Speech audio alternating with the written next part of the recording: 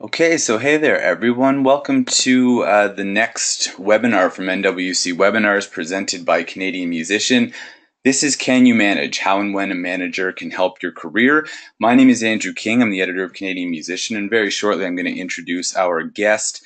It's Tim Jones, the co-founder of Pipe and Hat, a management and label services company based in Winnipeg, Manitoba. A few things to take you through here, and the first will be a bit interactive. I'm just going to launch a quick poll, basically just gauging in which capacity our attendees are involved in the industry.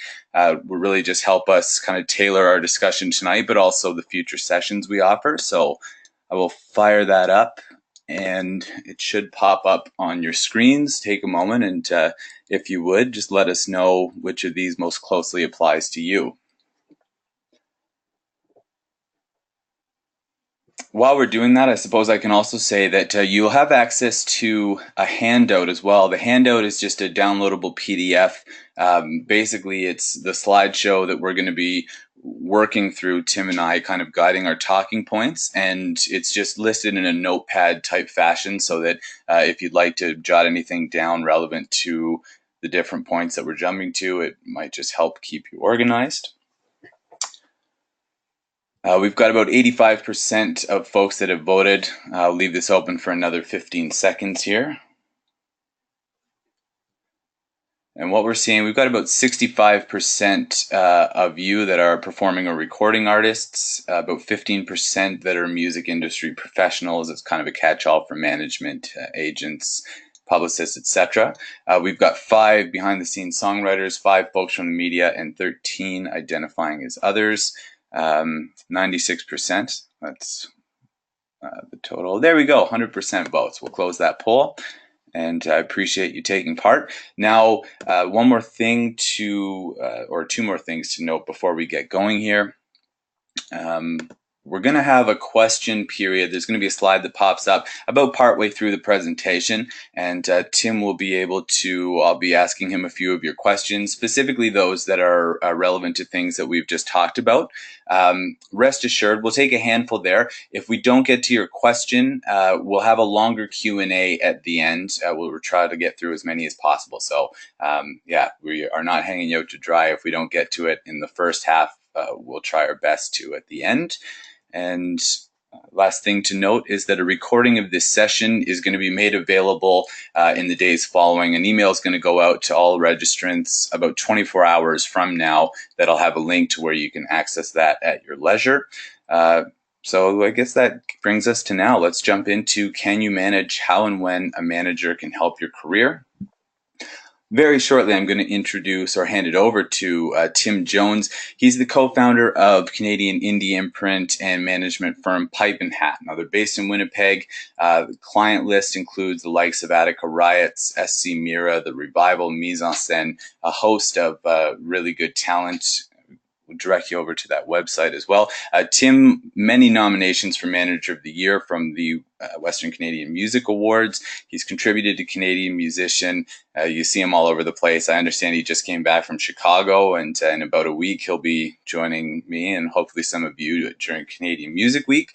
So he's definitely out there making things happen. Again, my name is Andrew King. I edit Canadian Musician as well as some other publications based in the music and entertainment fields. And well, we do these webinars monthly. We really appreciate you joining us. So Tim, first off, big thanks for joining us, and then we'll jump right into it. Yeah, give us a quick little breakdown, and we don't have to dwell on it long, but what do you do? You're a full-time manager. Give us a bit of an idea, like when you're working with an artist, identifying goals, long-term, short-term, and what people can find you doing during the day-to-day. For sure. Yeah, I mean, thanks for having me, Andrew. I appreciate being here. I always start off this question by telling people what I'm not or what management isn't. Often when artists have never worked with a manager before, they think that the manager is kind of a catch-all for every role that you can have in the industry. So, managers aren't publicists. They're not agents. They're not labels, they're not a bank there to fund you. But that being said, there are points in times where your manager might help you with some of those things depending on where you are in your career. So I have booked shows when absolutely necessary. I have reached out to media when necessary, etc. But usually, you bring on people with those roles. In terms of what I do and what management does do is we get all those people together. We build your team up, and we put together kind of list you have here: the short-term goals, long-term goals. We make a plan around everything so that you, the artist, can focus on making music and literally just making music. And we could speak for hours alone on just what management does, depending on who your manager is and what their approach is. Things can be completely different from how I approach it or how folks on my team approach it. But for us specifically, we tend to be extremely involved. That means that we're consulting on sequencing on a record. We're consulting on the artwork. We're there when you're getting a photo shoot done, doing edits to press releases and bios with the publicist, and then obviously on a bigger level, negotiating record deals and negotiating publishing deals, and finding you sync placements if you don't have a publisher, and things like that. So I mean, it's a pretty active position, and I sometimes like to tell people that the artist makes the music and we kind of handle making sure that everything else happens. But the term manager is that for a reason.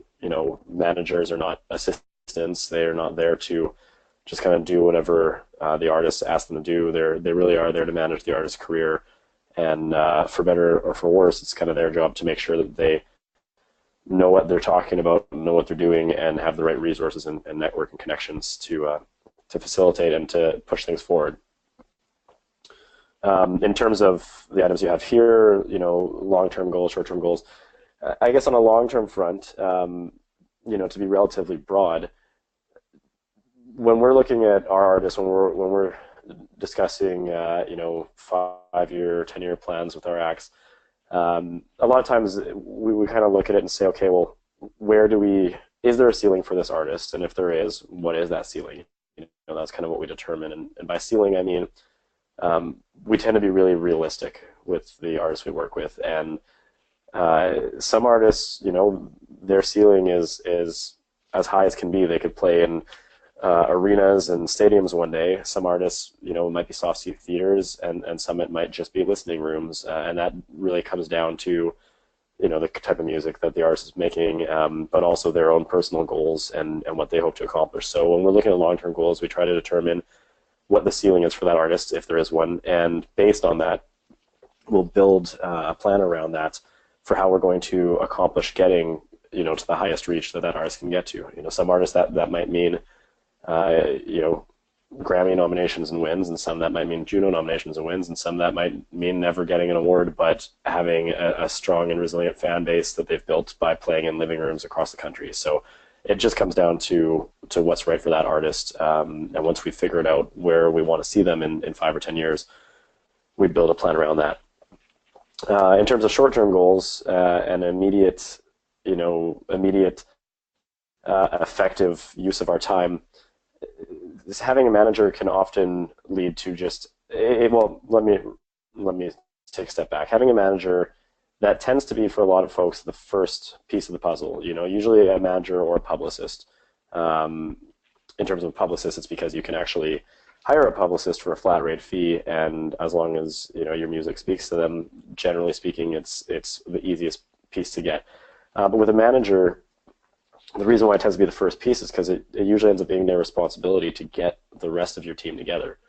And so for short-term goals, when you sit down, if you're working with a brand new artist that's completely green and still developing, that might mean getting promo photos done and getting a bio written and putting together the social media, making a plan around that, and just really getting them used to the idea of being a professional artist and not just a hobbyist.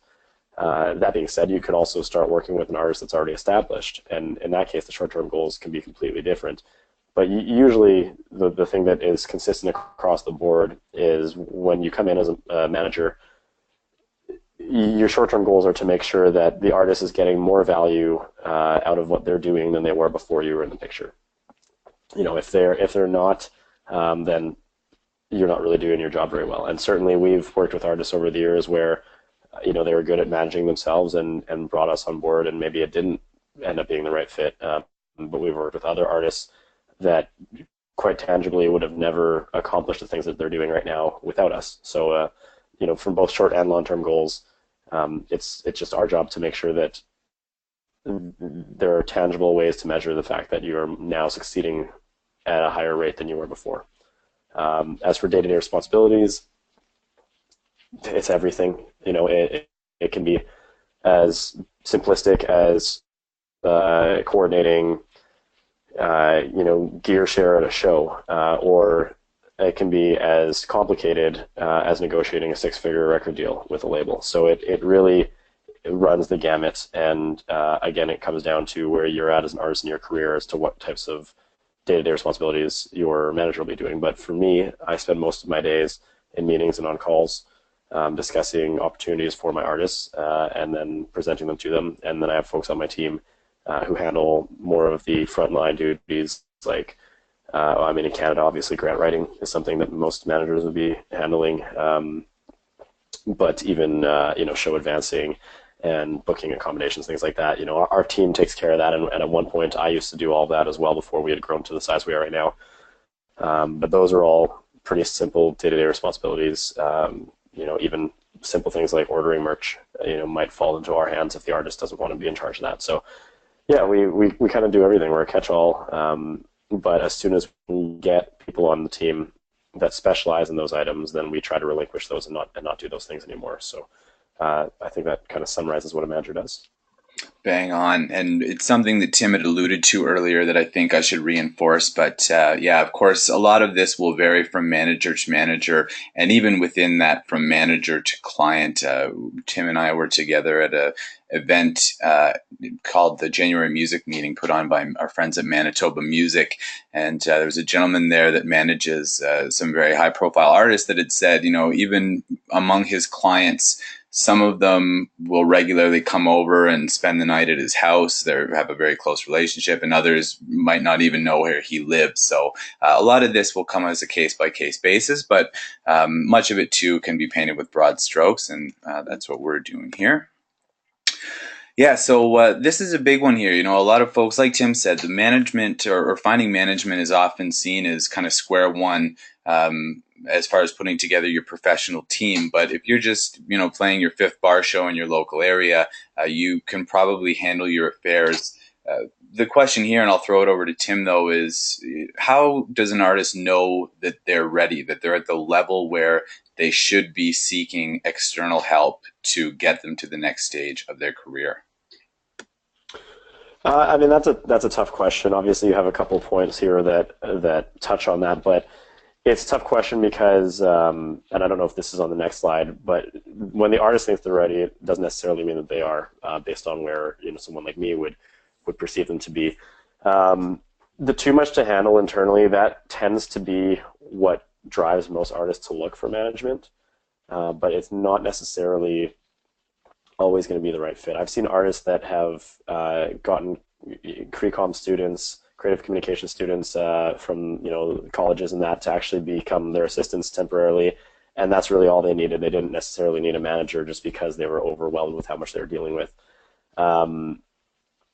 The professional ceiling is probably the key point in all of this, and what that means is just once you've gotten to a point where you're sort of as far as you can take yourself without having help from someone else. So I have relationships with labels, with publishers, with agents, with all the pieces of the team that we talked about on the last slide that an artist might not have. And so maybe an artist is at the point where in their hometown they're able to to pack venues that maybe they're playing to 500 people a night and have become sort of local celebrities, but don't know how to keep that going in other markets. Or maybe they have this fantastic record, but they don't know anyone at any labels, and they don't know how to turn around and shop that record. If those pieces are sort of in place, then it might be time to get a manager. Now, that said, really at any point in time, you can use a manager. I mean,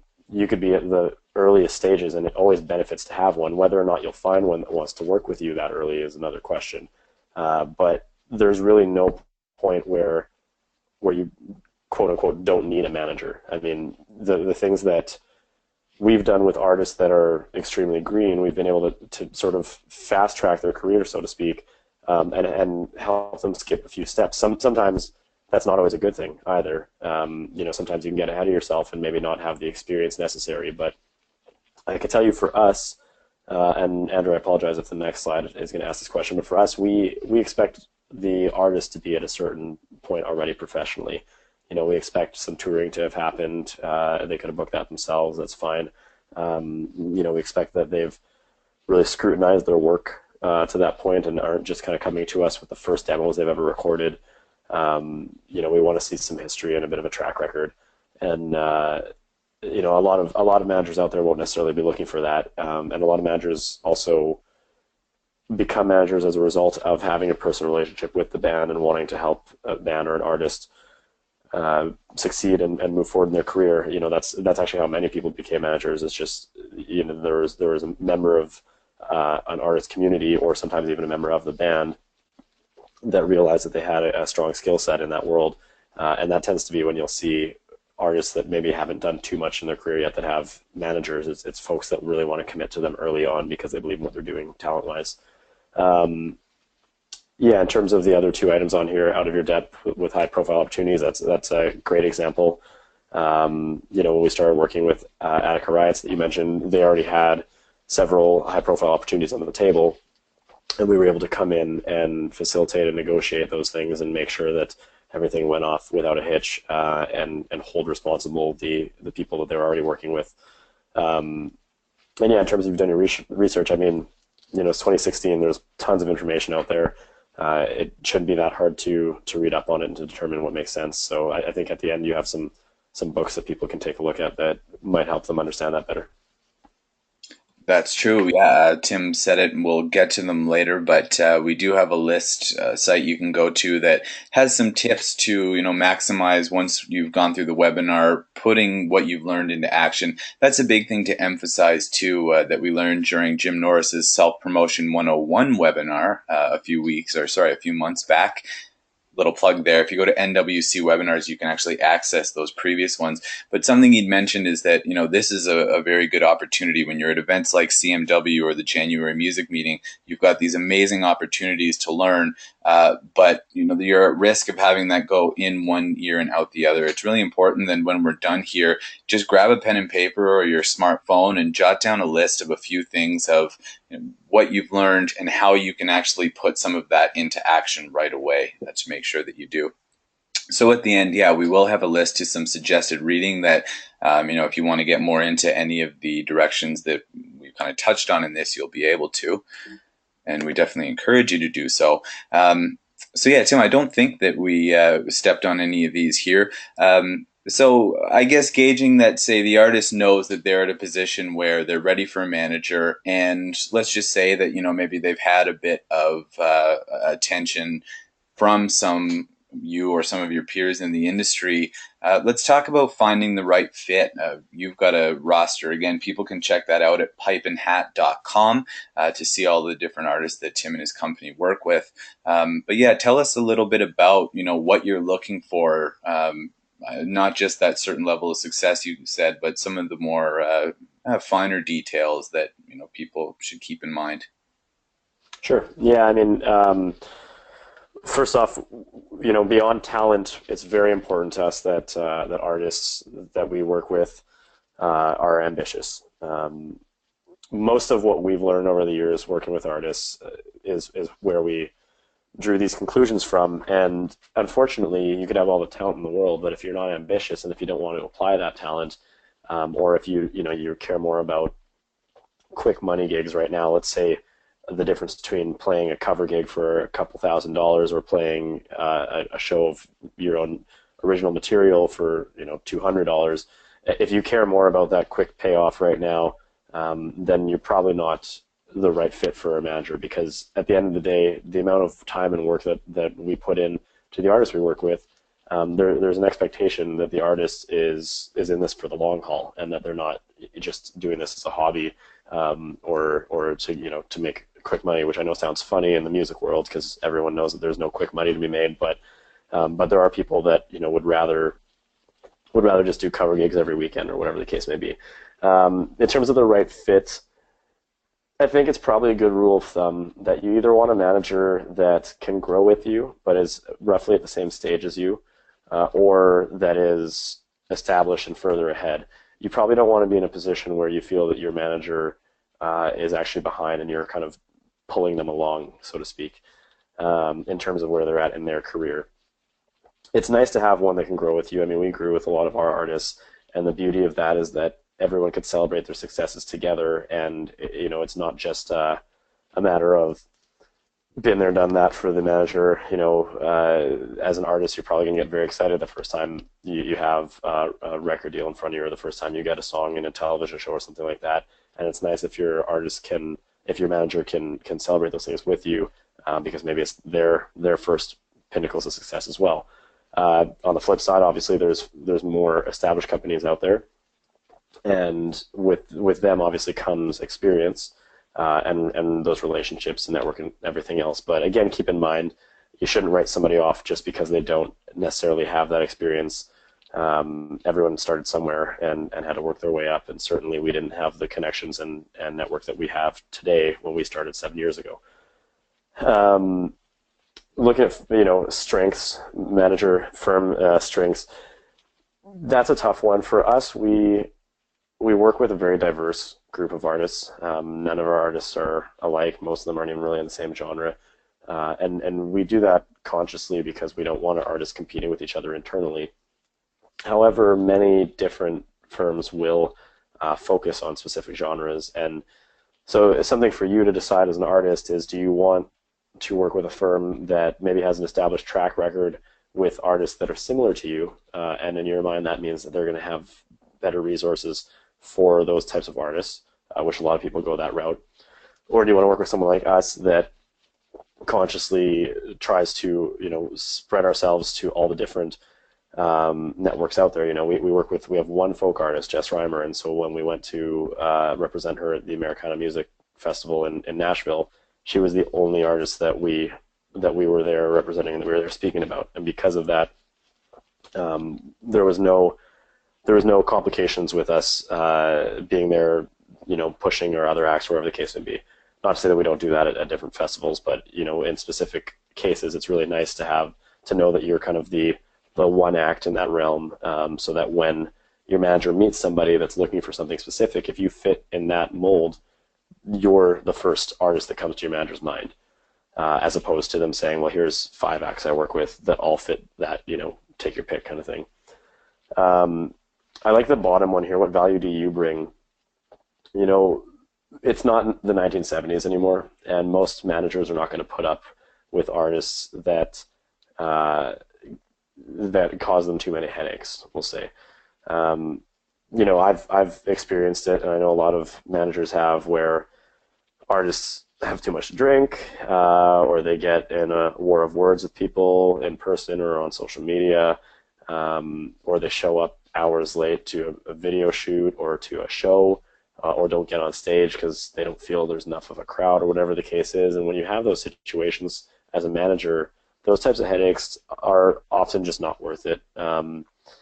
You want to make your manager's job, you don't want to make your manager's job harder. And it can be harder if they have to worry about you on top of all the things that they're trying to do for you. So from a what value do you bring standpoint, it's very good if you can be understanding and patient and recognize where their strengths are and what your manager is doing for you. And then in terms of what value does manager bring, I think I kind of touched on this in the last little bit already, but so I keep hammering it home, but their network is very important, because the broader a manager's network is, the more opportunities they can seek out for you. But managers are more than that.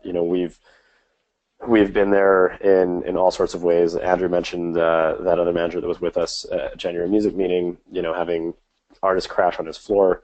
A few years ago, the drummer in one of the bands that I represent passed away suddenly, and that meant that I suddenly became a counselor for that band, and I not only that, but I was making appointments for them with counselors and psychologists and dragging them out of bed because everyone was going through tough times, and those are things that you don't realize that you'll be doing as a manager, and that you don't, as an artist, don't realize how close you're going to become with your manager. You really do want to be working with someone that you feel can be sort of your confidant and your best friend, but that you can also still respect and look up to from a business standpoint. And I always say that with the artists that we work with, we're the best friends, we're their peers, we're their parents, we're their superiors, we're their boyfriend or girlfriend. It's a very complicated relationship, and ultimately, if you're a band or if you're a standalone artist, your manager becomes another member of your band. They're just as much a part of all of that. So if you're looking at working with potential manager and you can feel that connection early on, and you can feel that that's the kind of relationship you can have with this person or with this firm, then you're probably on the right track. Uh, yeah, I think we're ready to open up to some questions here.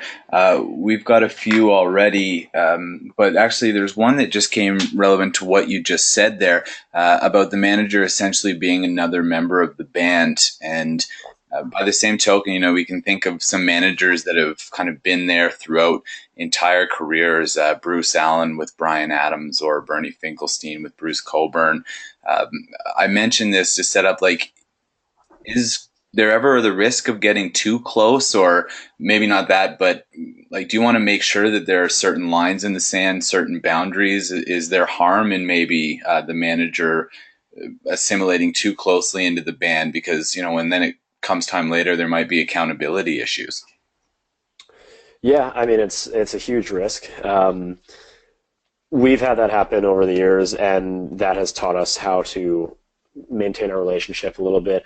For example, it's rare that I like just it's a weird example, but when we're out at events, I tend not to drink. I don't want to cross that line where the artists can't see me as still as an authority figure, so to speak. I know that sounds really harsh. I realize that might seem a little intense for anyone to hear, but if your manager is telling you what you have to do nearly every day, you need to have respect for them, and you can't respect them if you don't see them in a certain light. And so it is a fine line to walk. That being said, you also do need to have that friendship and do need to have that positive relationship, because your manager will be the person on your team that you're the closest to. It's a very odd relationship compared to any other one, in that the manager is really the only person on your team that sort of has the most to win and the most to lose. A publicist, you pay a flat rate. A booking agent gets paid based on the shows that they book you, so it speaks for itself pretty easily. A label, they're investing money, but they're not necessarily investing their time and emotion in the same way. A manager, if the manager is not doing a good job, or if the artist is choosing not to do and not to hold up their end of the bargain, the manager can put in hours and hours and days and months of work and not get anything out of it, and that can create a very tumultuous relationship. And that's why you need to make sure that your relationship with the artist is positive and can be friendly beyond just business. So I don't know if that answers the question. It really is give and take, but I usually leave that up to the manager to draw that line in the sand and to make sure that the artist understands that while you can joke around and have fun, there still is a time and place for that, and ultimately your manager still is somebody that you need to whose opinions and whose thoughts you need to respect. Nicole, great question. It was actually one that I was going to ask myself. Tim, yeah, we've talked about a number of your artists, and in general, if I'm not mistaken, all of them come from or are based in your home province. Are there benefits, especially when we're talking funding and associations, music industry associations like the aforementioned Manitoba Music, but how important is it that your manager be in the same general geographic location as you are, or does it really matter much these days? Um, We haven't always only managed artists from Manitoba. We have managed artists from other provinces, and we've even had people from other countries approach us and ask us to manage them, but we've said no. Um, I think it's important. I don't know that it's the most important thing. I think it depends where you're at in your career, actually. That's probably the easiest way to put it. Most of the artists we've been working with since they were, just starting out, some of them are still just starting out. Our most recent artist that we just started working with is at the very early stages in her career. And so there is a benefit to having your manager be there where you are, because it's easy for them to come to your shows if you're playing a lot of local shows still. It's easy to have in-person meetings and have sort of that personal touch and that personal relationship. That being said, once you're at a certain point in your career, you're probably not going to be at home very much yourself. Many artists play hundreds of shows a year and tour nonstop. And so at that point, it doesn't really matter where their manager is based. Or on the flip side, I usually am gone from anywhere from, I'd say, 1 to 3 weeks every single month of the year. I'm traveling to conferences and events and just going and meeting with folks. And so I don't necessarily see my artists like crazy, but when I do see them, I can see them in person. I think that uh, the big reason why the majority of my artists are in Manitoba, because we get approached by artists every day from all over the place, and the reason why my artists are in Manitoba is because I feel that we fill a bit of a hole that's here. I mean, we do have Manitoba Music, and they're fantastic, and we do have a handful of other artist managers, but Manitoba is a very folk-driven province, and with the exception of just the one artist that I mentioned, we don't have much folk on our roster, and so the artists that we represent tend to be acts that, in my mind, if they lived in a larger province or larger city, like let's say they are Toronto based, these are artists that I think are at the same level as any of the best stuff coming out of our country. And if I'm not here to see them and to know that they exist and to discover them, then they might end up never pursuing things beyond the borders of our province. So um, in terms of a sort of an artist discovery standpoint, that's why I like being based where we are, because I think we have a great selection of artists coming out of Manitoba, and that would otherwise maybe go unnoticed. Um, but yeah, I do think there's benefit to it. I think it's good if you can be in the province, but I don't think it's necessary. Great questions have spawned more great questions, and we've got a bunch. I'm going to take one more, and it's actually a quick one. And then don't worry, we'll open it up again later on in the session. Tim, it sounds like you are familiar. Fauja, I hope I'm pronouncing that properly. Fauja says hello and is lobbing you a hardball here. What's the most important trait a manager should possess? By the way, hello, Tim. Oh, that's mean. Um, okay, well, yeah, Fozia is actually an artist that I manage now, so that's why she's throwing that at me. That's a great question. The most important trait a manager should possess: integrity, I'd say. I can't think of anything more important than that. You really have to trust your manager, and with that trust, that means that the manager has to have a lot of integrity. I mean, we handle finances for most of our artists. We handle what I said earlier. We negotiate a lot of deals for them, whether it's dealing with their agent on performance fees, or dealing with labels on advances, or whatever the case may be.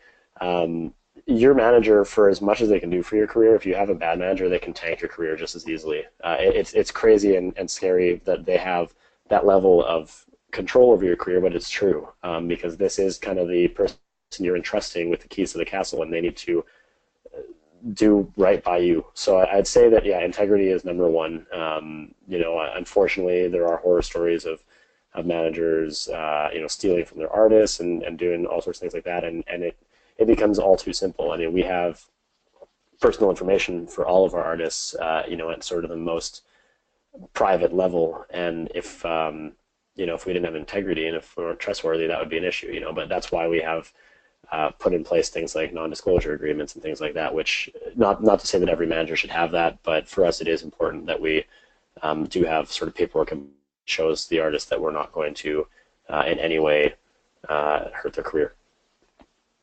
Bang on. Thanks a lot, guys. Some great stuff coming here. We'll get to more shortly, but we'll carry on. And actually, this is great because this is what a number of you have been asking about. So I think we'll have a big catch all here. So yeah, Tim, people want to know, and I guess I want to know too. What's the best way to approach you? I mean, I know in a lot of cases they say when you're ready for a manager will come to you. But I mean, that's not always the case. How is it best that an artist that wants to work with you make themselves known and ultimately show you that they've got the goods? Well, okay. First off, I'm going to touch on that comment that you made. When you're ready for manager, they'll come to you. I definitely don't think that's always the case. Oftentimes, if you're at that point where you're ready, many managers might assume you already have management if you've accomplished a lot on your own and not even think to approach you. That's a common mistake that a lot of people make and don't realize. You know, if this artist has already played a number of festivals, they've done a bunch of touring, some people might just on the outside assume that you have management and not even think to ask you. So you really do need to make people aware that you're, I guess, in the market for a manager. Um, I want to see someone that's put together that understands what they're trying to accomplish and who they are musically. You know, your manager can certainly help guide those things, but ultimately you need to know what you are, who you are, and what you want to be before you should be asking someone else to help you and to work with you. I touched on it earlier, but it's important to me that artists have ambition. I also really preach humility. This is an industry where you often have people telling you how great you are, and that can get to your head. And it's really important to me for the artists that I work with to be humble and appreciative, you know, of anything, whether it's a person holding the door open for you at a hotel that you're staying at, or you know, someone shooting a music video for you, or whatever the case may be. In terms of really literal term for approaching managers, you know, obviously email is probably the most common way that people approach now. And I'll start with what not to do. I've received emails from artists where the entire body of the email is, "We are looking for management," and a link to their music, and that's it.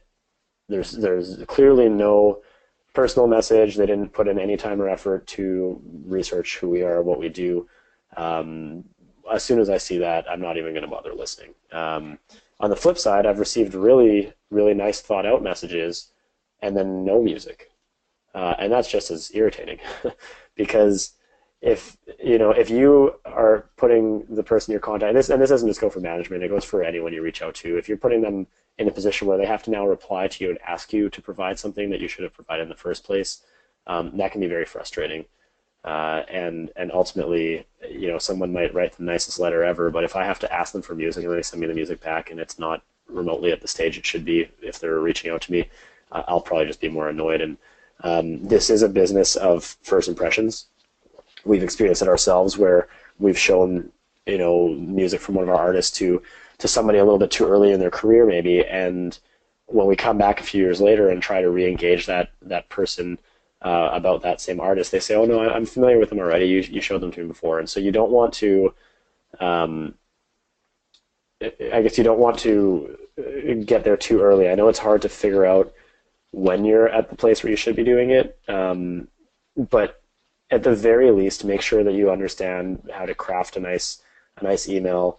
If you have all of the pieces of a press kit put together, that would really help. You know, for many of you on this call, this might sound silly because this might be stuff that comes as second nature to you, but hopefully this is beneficial to some folks that maybe don't realize that you're expected to have, you know, a press photo and some live shots and a biography and maybe a couple quotes about yourself and that kind of stuff. Just anything that can really show me what you're all about in a few minutes. It needs to be something I can check out in 5 minutes or less and really get an understanding. You know, some music, some live video always goes a long way. But again, for all of those pieces, make sure that they're sort of at the highest level that you think they can be at. So don't send a basement demo and say, "Hey, here's a rough demo I recorded. You know, I'm planning to put my record together now, so I just thought I'd start you here." It's like, or even, I don't like it when artists send me something and say, here's the rough mix for my new record. we haven't fed back on it, or whatever. Like, send me your final mix. Send me your master if you have it.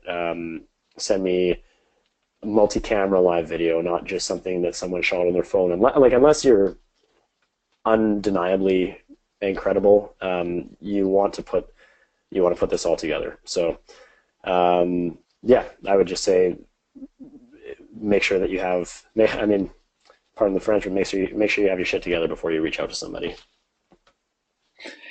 I guess I should have had my shit together because something that I didn't touch on, Tim, that a lot of people are asking about, and maybe I just kind of took it for granted, but a lot of folks are asking about money. I mean, we've had questions about affording a manager, which I think is a bit oddly worded, but yeah, fill us in on with management. How are you compensated? What are the typical streams that you'll take a percentage of? I'm not asking you to personally disclose your own figures, but generally, what are the ballpark percentages that people can expect to give to managers? Can you catch us up on that briefly?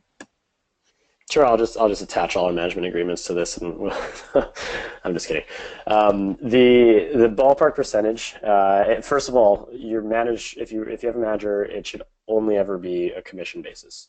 I want to make that really clear. If somebody says they want to manage you for a flat rate, turn and run the other way. The commission basis puts accountability on their shoulders. It means that they have to be working hard, just as hard, if not harder than you are, to make sure that you're succeeding. Percentage-wise, it varies. It's pretty standard to see around 20%, 15%. It depends. Depends on where the artist is in their career. Depends on where the manager is at. We also have situations where we co-manage artists with folks in other territories, and in those cases, it might be the type of situation where each manager gets 10%, and so they're splitting, a 20% down the middle, or whatever the case is. So it's kind of all over the map. In terms of being able to afford a manager, the argument that I would make, if you are worried as to whether or not you can afford a manager, is if your manager is doing a good job, even at the earliest of levels, you should be making more money than you were before them. It doesn't have to be a lot of money. It might be the kind of situation where you're looking to play a gig, and the venue says, "Yeah, we'll pay you $200," and because you don't have an agent, the manager comes in to help negotiate that, and they get that 200 up to 300, or whatever the case is.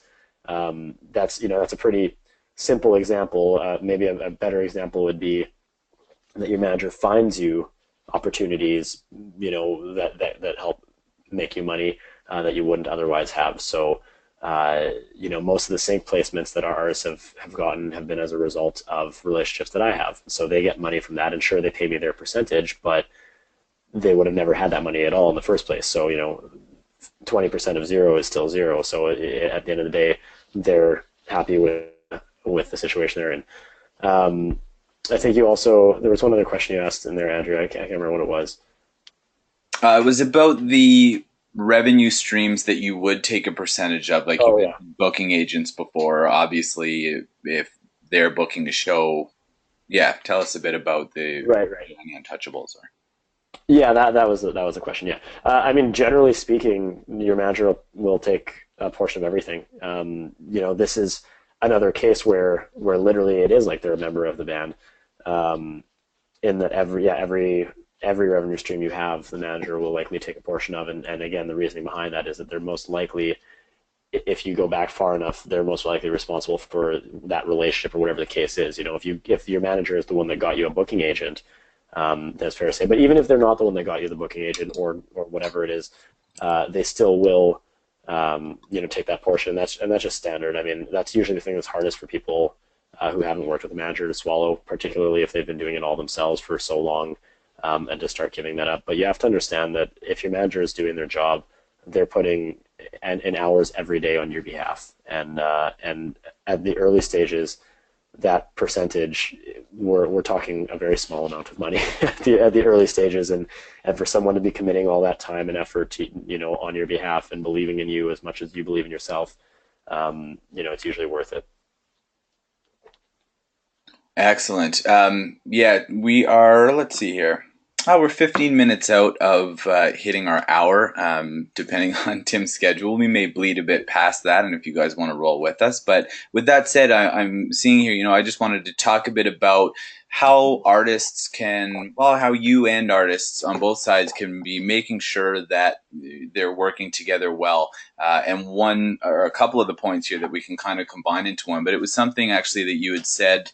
Um, when you were speaking with Bobby of Attica Riots during January music meeting, but about, that level of empowerment and also the decision making in the band. There are some decisions where, wardrobe or need approval on a video where, it could be too many cooks in the kitchen in some cases. So yeah, tell us a bit about finding that right level of synergy to, be successful on both sides of the equation. Sure. With us, we have different relationships with every artist we work with. And so this is a good question because I can actually speak to kind of every scenario. Some of our artists really, truly only worry about their music in the sense that if you were to say to them, where's your tour going? What cities are you playing? What venues are you playing? Or when is your record going to come out or any of those things? Their answer might literally be, I don't know, ask Tim. Other artists we work with, they'll be on top of everything and aware of everything, and that for us comes down to the relationship that the artist wants and the level of involvement that they want. So we tend to, do it whatever way is best for the artist. That being said, it can get to a point where, as a manager, where you can start to feel like you're being micromanaged by the artist if they're wanting such frequent updates that you are spending just as much time updating them as you are actually working on their behalf. So, my advice to all of you that have managers or that are looking for managers, understand that if your manager isn't, every minute detail of every email or call they have every day, that might not be because they're trying to keep something from you. It might literally just be because, they're trying to schedule their time wisely.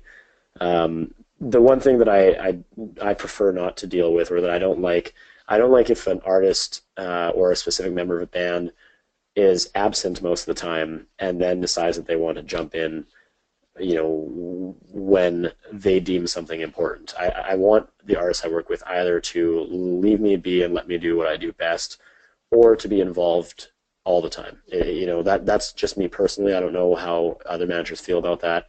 But that tends to be how I like to operate. It's kind of one or the other. I don't want to, and that can be, if you're in a band with multiple members, you can have a member of the band that is very active with the manager and have other members that are not, and that's totally fine. Like we have that relationship with lots of our bands. But if I end up in a situation where, there was somebody who during our meeting spent his or her whole time on their phone sending text messages and not paying attention to anything, and then all of a sudden when something happens, whether good or bad, that they don't quite understand, they suddenly want to be completely involved, and maybe they would have already known that information if they pay attention the first time. Those are the types of things that can really, annoy me for, I think, obvious reasons. So yeah, I mean, everything you have listed here is kind of stuff we touched on a little bit, everyone pulling their weight. Level of empowerment and groups and individual decisions. These, you'll be surprised to know this for those of you that don't have managers, but these are actually things that are outlined in management agreements. They're fairly detailed, level of empowerment, even down to the amount of an artist's money that we can spend on their behalf before having to run it by them on a per case basis or on a monthly basis, like things like that. We do outline those pretty clearly. But I would say for us specifically, since I can't speak to other managers, we are very empowered. And that's something that our artists know going into it if they're going to work with us. It's something that we usually outline pretty clearly. Not that we don't, we don't keep anything from them or anything like that. It's more just that oftentimes we make a decision and we'll be telling the artist, here's the decision that was made, rather than having a group discussion on it. It just depends on the level of the situation. Obviously, we're not going to sign a record deal on their behalf without them being involved in that process. If we're shopping a record and we have a bunch of different offers on the table, we're going to sit down with the artist and discuss that.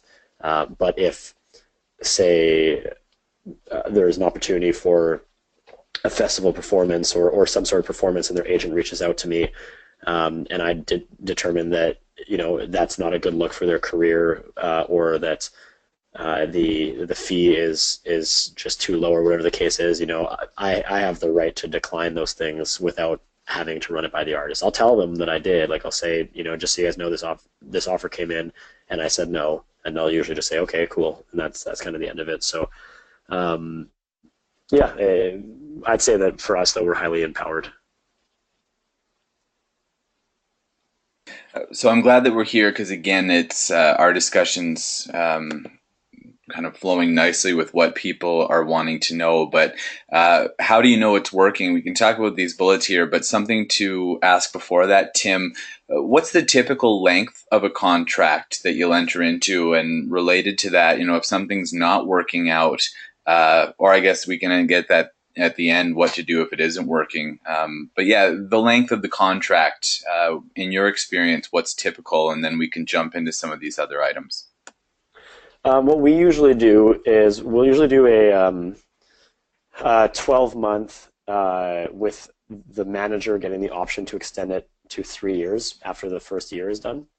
That's something to be very clear on. That means not that the artist chooses whether or not they want to extend, but that the manager does. Um, the reason behind that is that if the manager has been very involved in the artist's career up till that point, and there's obvious success that's happened as a result of that work, the manager needs to be able to stay on board. And if the artist simply just doesn't want to work with them, or someone else has come along to try to scoop them away, that protects the manager from that happening. Now, there are clauses in our contracts that clearly state, that if the manager or the artist is in breach by not doing their job well, or at all, there's obviously ways to get out of it. We do often go about doing a handshake deal for anywhere from 3 to 6 months before we even pull out a contract. Now, that's not unique to us, but not everyone would do it that way. It builds a level of trust, and the reason why we do it is because it builds a level of trust on both parties, and it also gives both sides the ability to back out. So we call it a probationary period, right? People have the chance to kind of say, okay, this actually isn't for me. It's not what I thought it was, and there's sort of no harm, no foul. We treat that on a per case basis, and I wouldn't fault any manager for not wanting to do that because it is a risk. Obviously, you'd be surprised how much can happen in 3 to 6 months, and if your manager gets you these huge opportunities, and then all of a sudden someone bigger comes along and snags you, I mean, then the manager is kind of just left in the lurch. So but we do it because it shows a level of trust, and we want to believe that there's a loyalty that's built on both sides. And I mean, that's probably why, if you look at our roster, that's why several of our artists have been with us for a very long time, almost since the beginning, because we do have a loyalty on both sides. And so, yeah, typical term, 12 months to 3 years, like 1 to 3 years is pretty standard to see on a contract anywhere in that window. And then some folks will do a handshake agreement to start off. Bang on. And then, to walk through some of these as well.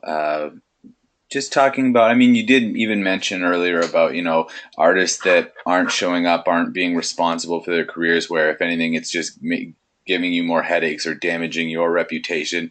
Obviously that's not a good fit, but even something more amicable where, both parties are working very hard, but some things just aren't clicking. How do you recommend that an artist and another manager, for example, assess the working relationship after, say, a year together, and what are some of the things that you want to make sure are happening or aren't happening? Well, I won't. I guess I won't name names for the sake of privacy. But we had an artist that we were working with a couple of years ago that ultimately, when things came down to it, they were holding up their end of the bargain, we were holding up our end of the bargain, but it clearly just wasn't a fit. We both had different expectations of one another, and ultimately we discussed it. You know when it's happening, you can feel it. There's tension building. It's just like any relationship, and we talked it through and eventually realized that it would probably be smartest for us to just not work together anymore. And so at that point, a contract or lack thereof, it becomes irrelevant, because if both parties agree, then you can kind of wipe that out. So I mean, we have dealt with that. We have had that happen. It's been very rare for us to have a situation where one party uh, doesn't want to work with the other and the other still does. I think for obvious reasons. I mean, I can't imagine, someone, if an artist said to me, "You're doing a terrible job. I don't want to be involved with you anymore." I just don't know why I would want to force that, unless we're in a position where maybe we just signed them to a huge deal and things are about to explode for them and the band's about to get huge and they just want to kind of get out of their contract and so they're just saying that. But then unfortunately that would probably result in some sort of legal drama and we would probably still end up not managing them after all is said and done anyway. But again, it comes down to loyalty, to moral fibers. I can't imagine any of the artists I work with right now with how close we have become as people. And to be clear, I didn't really know anyone that we're working with in a personal way before we started working together. These were total strangers. And I can't imagine with how close we are having a situation where either us or the artist would just say, like, no, I don't want to deal with you anymore. I want to get rid of this contract or whatever the case is. So. All right. So yeah, here we are, and I really don't need to go over this. Tim's done a great job. Big thanks, Tim, for helping us out here. But yeah, I was just going to start reading this, and you folks are probably literate. We know from some of the great questions coming in. But yeah, basically you're just looking for a great fit where both sides can achieve their goals, and to borrow the old adage, where when you're working together properly, the success you reach is going to be greater than the sum of its parts. Yeah, and oftentimes something to remember is when you land a manager, if it is a good relationship, you may think that you're kind of handing off part of your workload, but realistically you should be busier than you were in the first place. Yeah, 100%. So here we go. We're on our next. We've got a few more questions to get through. I said comments there. Unless they're very glowing, I probably won't share them. But you can feel free. And you can share. You can share them if they're terrible. If any of my former artists are on this call and they want to talk about how terrible I am, I'm happy to hear it. Oh, there you go. Yeah, at the end we can find out no credibility at all. Here are a few of the titles that Tim was alluding to before. Musicbooksplus.com / manager, and there as well, like I said, are some suggested reading titles, but also some tips to make the most of your webinar experience. Tim, a few questions here. Some of them I've kind of been holding off for the end. Just there's some good ones here. But yeah, what about, would a manager, this is from Kelly, would a manager be partly responsible for landing more high profile gigs apart from or in addition to what a booking agent might be doing for the artist? They could be. I mean, obviously, if you have a booking agent, that is their primary job, and that should be what they're doing. But I guess the answer to this is twofold. One, the manager just might have relationships that the agent doesn't necessarily have, for whatever reason. For example, I used to work for a festival before I was in the management game, and so maybe I can get the artist an opportunity at that festival that's a bit premature that they couldn't otherwise get through their agent. But also the manager is the person that actually puts the pressure on your agent to make sure that they're getting you good opportunities as well. So in a sense, it is kind of their responsibility in that regard. And if you don't have an agent, certainly your manager, I know I said at the beginning that your manager isn't an agent, but until you do have one, they should be helping and getting you bigger and better opportunities than what you're used to. I just meant that in the sense that maybe they're not going to book you a tour or they're not going to worry about, small club gigs or whatever. But they should still be the one out there pounding the pavement to get you on festivals and bigger shows and things like that. Right on. Here's one. I won't say who it's from, just because there's some advice here from a friend, but it's kind of putting up a red flag in my mind. But I mean, Tim's the authority here. Someone was told that in order for a manager or a firm or label to even look at you, you need to have at least 25,000 subscribers on YouTube, tens of thousands of followers on social media, etc. And I'll stop there and hopefully let you hit a home run with this one. You can answer this one, Andrew. Yeah, I don't know who would have said that. That's really weird. yeah, those metrics. I mean, I guess you could say, you look at Justin Bieber and he's got millions, and you look at the band playing your local 50-seat watering hole and they won't have a lot. But those metrics aren't very useful for much. I mean, if you've got a great social media presence, excellent. But yeah, that Well, if those metrics are the only thing that they're using to determine if they want to represent you, then that's a red flag right away. You need to work with somebody that believes in you, regardless of your social media presence. Beyond that, those specific metrics can be bought. I don't care if you have 10,000 or 100,000 fans on Facebook, or if you have 50 fans on Facebook, because what I'm going to look at, if you have 10,000 fans on Facebook and your posts get a handful of likes and a handful of shares, I know that you spent money and bought those likes. Like, well, people in this industry are not stupid. It's very easy to figure that out. If you have 200 fans on Facebook, but every post you make gets, a dozen shares, that tells me you have an active and engaged audience. Even if they're a small audience, they still care about what you're doing. And that's something that doesn't otherwise happen, and in terms of, YouTube views and things like that, it's the same thing. Don't get me wrong, like if an artist approaches me and they have all those things and they do have that many fans, certainly it's a bonus. I'm not going to complain about that. But I've never known any manager to say that that's the case. And if you talk to somebody and they tell you that until you get your numbers to that point that they wouldn't manage you, then you're better off without them anyway. Yeah, to tack on to that, I mean, for Canadian musician, well, even just personally and professionally, a lot of the Canadian artists that I'm most excited about right now just don't have those type of numbers, and Yeah. yeah, I wouldn't be too concerned with that. Let's see None here. of ours do. None of our artists have those numbers. So Well, that's enormous. This is an interesting one. Having a parent or family member as a manager. General thoughts? I mean, I've got to think it works. Sometimes it might not, but words of warning, maybe, or what do you think? yeah, the first word of warning I'll say is that people, there's a stigma against it for sure. The term you'll often hear, if it's a parent, you'll hear the term momager or dadager, and there is a stigma associated with it. It's not impossible. I have met good managers that happen to be the parent of the or family member of the artist they're working with. Usually, though, because of that relationship, they're not able to separate themselves emotionally. I hear a lot more no's when it comes to my artist than I hear yeses. And I have to accept those no's and accept that that person that I'm talking to, that I'm pitching the artist to, has their reason for their opinion and their reason for not liking whatever it is that that artist is doing. And I have to respect that and be able to continue to maintain a relationship with that person. I've seen far too many situations where a parent managing their son or daughter or sons and daughters has takes personal offense to it if somebody doesn't like what their child is doing. Beyond that, it's always good to have a third party, because a third party doesn't have to believe in you. Your family member does.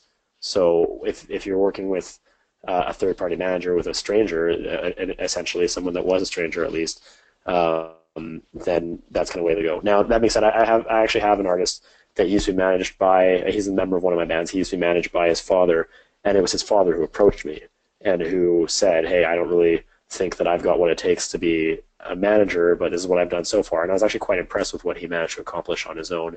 But the smartest decision, in my humble opinion, that he made was reaching out to me and having me do it.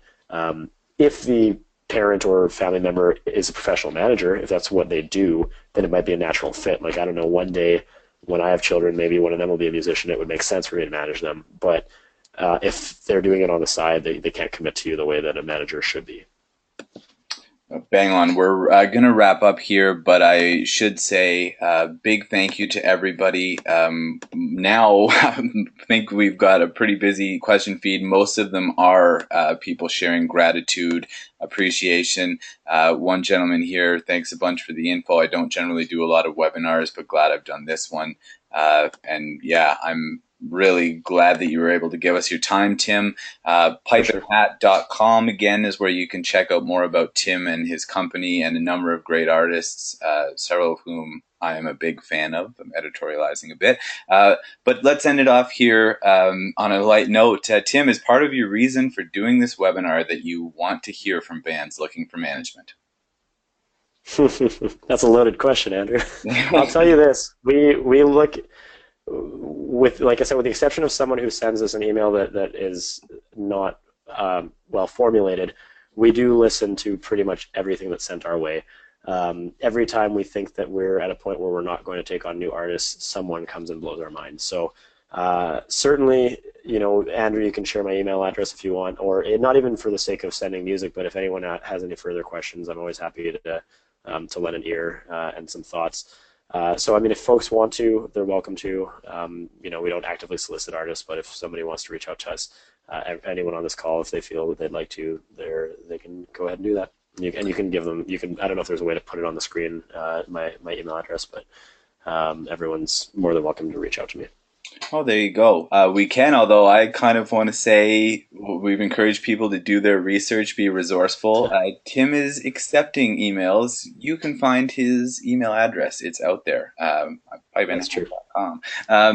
Well, there we go. We'll end it here. Everyone, thank you very much for joining us. nwcwebinars.com. Keep an eye there. We'll have another session coming up in May. Actually, just to give you a bit of a teaser, it's going to be two more folks that were together at the January music meeting. We're going to be talking about label signings in 2016. And, well, there we go. Pipeandhat.com, nwcwebinars.com. Thanks to Tim. Thanks to you. And until next time, I'm Andrew King, Canadian Musician Magazine. Thank you.